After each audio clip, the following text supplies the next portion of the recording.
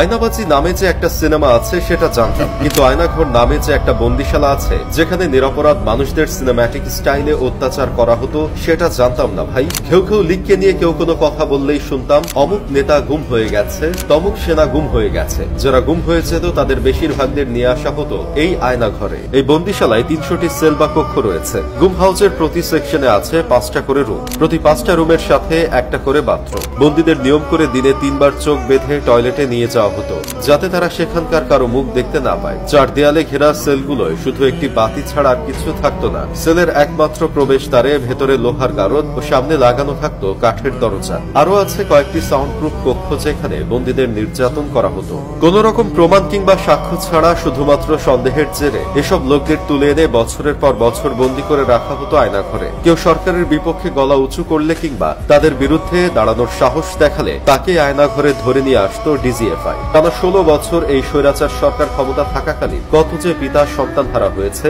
কত যে মায়ের বুক খালি হয়েছে, কত যে স্ত্রী বিধবা হয়েছে তার কোনো হিসাব নেই। হাজারো মানুষের রক্ত আত্মত্যাগের বিনিময়ে এদেশ আবারও নতুন করে স্বাধীন হয়েছে। অথচ কিছু ক্ষণিকের পুতেরা এখনো ফেসবুকে লিখে শেখ হাসিনা কতটা মমতাময়ী ছিল একদিন তোমরা বুঝবা।